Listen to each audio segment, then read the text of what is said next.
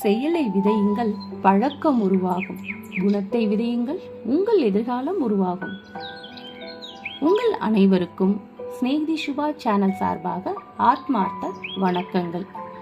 இது உங்கள் தோழி சுபலட்சுமி முத்துக்குமரன்.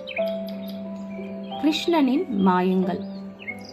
இந்த தொடர் நாம கிருஷ்ணனை பத்தியும் அவரோட பெருமையை பத்தியும் அவரோட மாயத்தை பத்தியும் கிருஷ்ணனோட தொடர்புடைய குணச்சித்திரங்களை பத்தியும் பார்த்துட்டு வரோம். இதுல கிருஷ்ணனோட மாயத்தை நாம ஆரம்பிச்சிட்டோம்.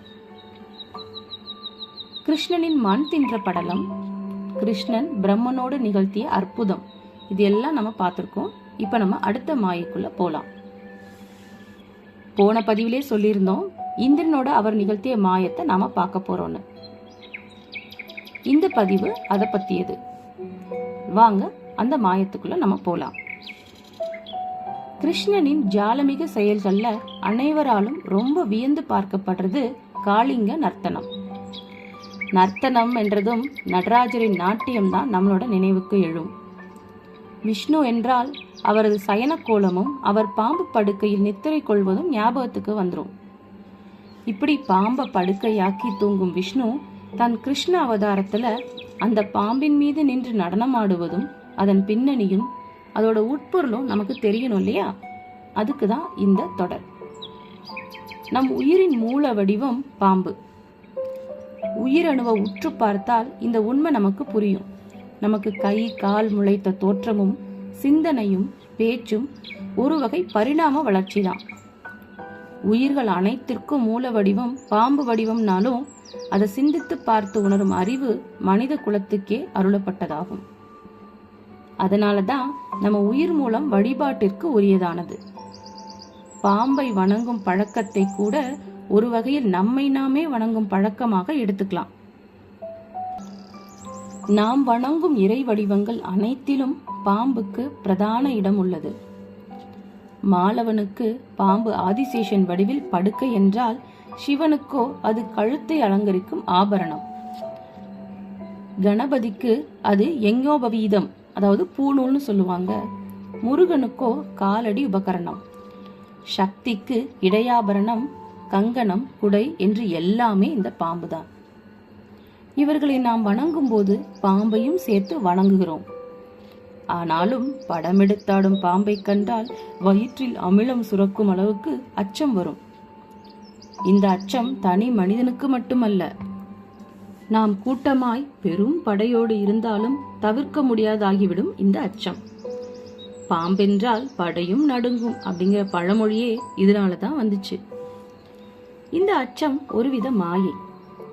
இது அறவே நீங்கினால் ஞானம். அந்த நிலையை அடைய வேண்டும் என்பதாலேயே ஞானிகள் பாம்பை வணக்கத்திற்குரியதாக வச்சிருக்காங்க. இது இறை சம்பந்தமுடையது என்ற தெளிவு நமக்கு ஏற்படும் போது அந்த உயிரினத்தை ஒரு புழுவாகவோ அசையும் கயிறாகவோ எண்ண தோன்றும். ஒரு ஆச்சரியம் என்னன்னா, தெளிந்த ஞானியின் முன் பாம்பு அடங்கி ஒடுங்கி கிடக்கும். இதற்கு நிறைய சாட்சி இருக்கு.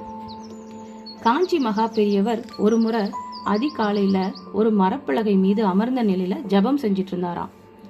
பலகைக்கு கீழே ஒரு கருநாகம் சுருண்டு கிடந்தது. பெரியவரை காண வந்த உதவியாளர் பாம்பை பார்த்து மனம் படைத்தார். பெரியவருக்கு பதட்டமோ பயமோ கொஞ்சம் கூட இல்லை. அதுவும் சிறிது நேரத்துல அங்கிருந்து போயிருச்சு. பாம்பிற்கு பெரியவரை தரிசிக்க விருப்பமோ அப்படின்னு நினைச்சு எல்லாரும் அமைதியாயிட்டாங்க.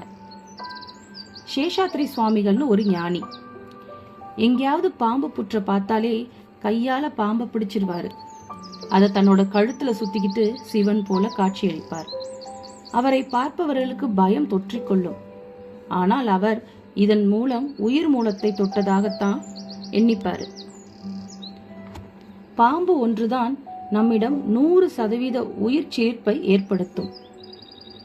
ஆடி வெள்ளி போன்ற சுப நாட்கள்ல புற்றுக்கு பால் விட்டு வணங்குவதும் கூட உயிர் மூலத்தை வணங்கும் விதமாக உருவாக்கப்பட்ட ஒரு சடங்கு தான்.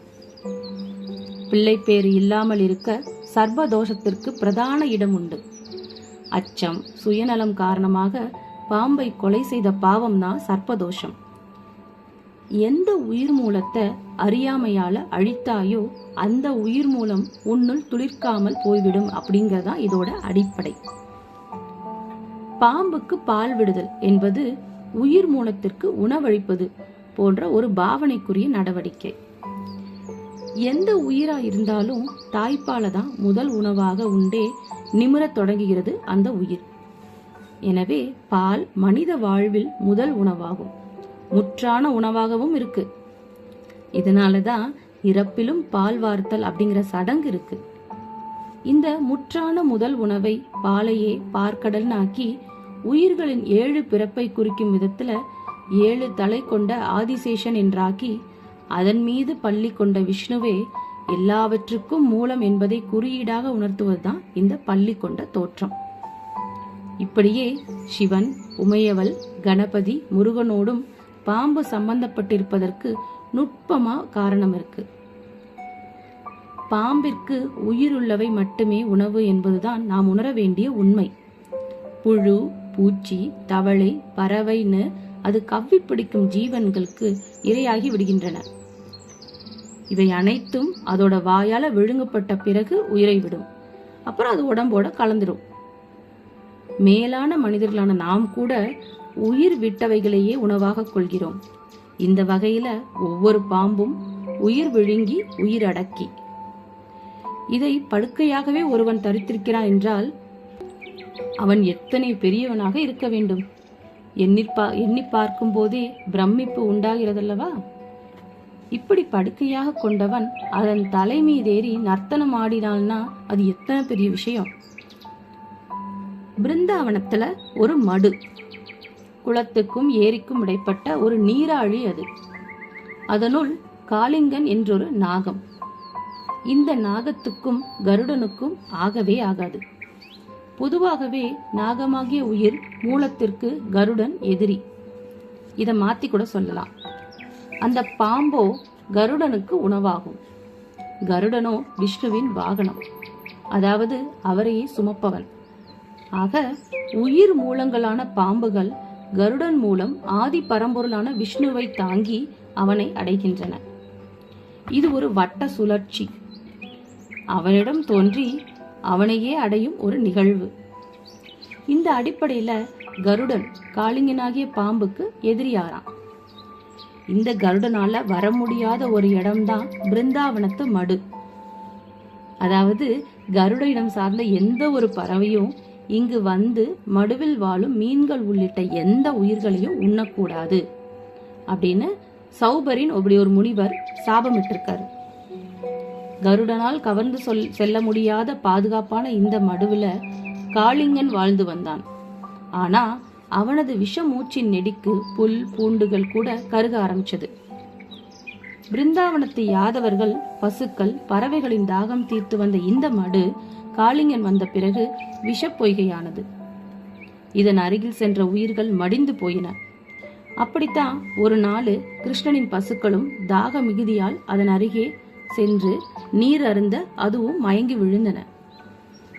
ஒரு பாம்பின் சுயநலம், அதாவது ஒரு உயிர் மூலத்தின் சுயநலம் பல 100 உயிர்களுக்கு எதிரியாயிடுச்சு. இதை கண்ட கிருஷ்ணன் மடுவுக்குள் இறங்கி அதை அடக்கி தலைமேல் நின்றாடி அதன் செருக்கை அடக்கிய ஜாலமே காளிங்க நர்த்தனம். மடுவுக்குள் இறங்கிய கிருஷ்ணனை காளிங்கன் தன் உடம்பால் வளைத்து பிடித்து மலைப்பாம்பு போல் விழுங்க முற்பட்டான். இதை அறிந்த வாசுதேவர் முதல் யசோதை வரை அனைவரும் மடுவுக்கு வந்து தங்கள் பிள்ளை இப்படி சிக்கிக் கொண்டானே என்று பதறிப்போனார்கள். யசோதை மயங்கியே விழுந்து விடுகிறாள்.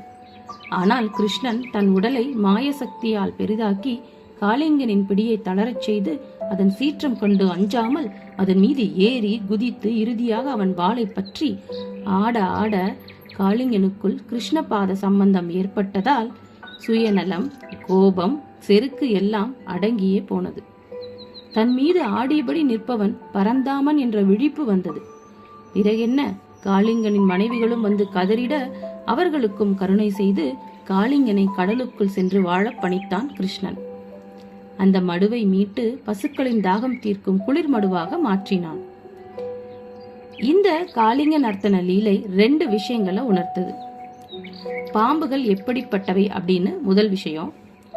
அவனோட பாத சம்பந்தம் விஷயத்தை கூட அமுதாக்கி விடும் அப்படிங்கிறது இரண்டாவது விஷயம். நம்ம இந்த கிருஷ்ணமாயை தொடர்ந்து பார்க்கலாம். இந்த பதிவு உங்களுக்கு பிடிச்சிருந்தா நீங்க லைக் பண்ணுங்க, ஷேர் பண்ணுங்க, மறக்காம ஸ்நேகிதி சுபா சேனலை சப்ஸ்கிரைப் பண்ணுங்க. உங்க கமெண்ட்டையும் பதிவூட்டம் பண்ணுங்க. வாழ்க வளமுடன். ஹரே கிருஷ்ணா. வெற்றியுமதே.